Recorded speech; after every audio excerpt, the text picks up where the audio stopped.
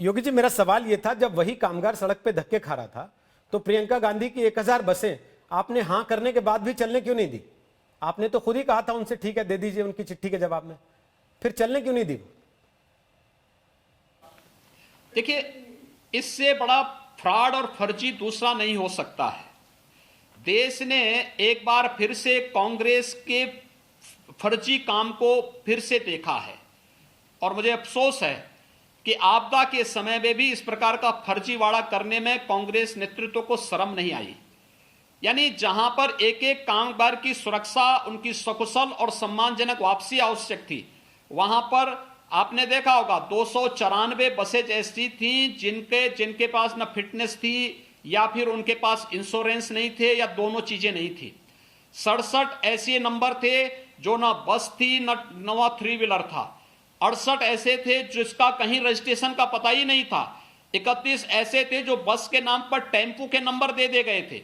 यानी कैसा मजाक है ये भद्दा मजाक है, उनके जीवन के साथ खिलवाड़ करने वाला मजाक है और ये राजनीति इस समय नहीं होनी चाहिए थी।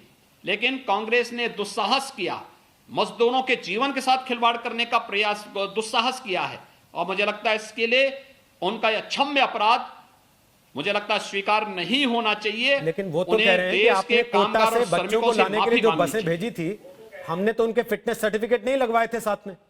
आपने कहा बच्चे ले जाने हैं, बसें भेज रहे हैं, हमने बच्चे बैठा दिए। देखिए, राजस्थान की सरकार ने उन बच्चों को भेजने की बात कही तो हमने पहले उनसे अनुरोध किया कि आप इन्हें हमारे उत्तर प्रदेश के बॉर्डर तक पहुंचवा दीजिए। उन्होंने इसमें अपनी असमर्थता व्यक्त की, लेकिन उन्होंने हमें गलत वो दिया था कि हम कितने आंकड़े 4500 के आंकड़े दिए थे, लेकिन बच्चे थे वहां 12000। हमने यहां से अपने परिवहन निगम की बसेज वहां भेजी। परिवहन निगम की बसेज भेजने पर बच्चे कम पड़े, हमने फिर वहां से और बच्चों को लाने के लिए बसेज भेजी। फिर भी सोशल डिस्टेंसिंग के नाते हमें कुछ 70 बसेज कम पड़ी थी, तो हमने राजस्थान परिवहन निगम की बसेज ली।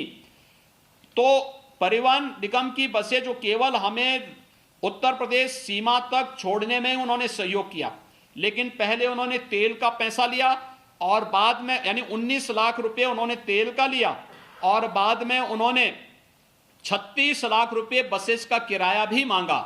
और यह है कांग्रेस की असलियत। और जिन बसेस को वो अपनी बस कह रहे थे, बसेस कोई और नहीं थी, यही बसेस थी जो राजस्थान परिवहन निगम की बसेस थी, जिन बसेस को वो कह रहे, जिनके नाम पे वो हमसे पहले ही किराया वसूल कर चुके थे। इसलिए कांग्रेस की कथनी और करनी देश की जनता जान रही है। इसलिए 2014 में, 2017 में, 2019 में देश की जनता ने और उत्तर प्रदेश की जनता ने उन्हें सबक सिखाया है।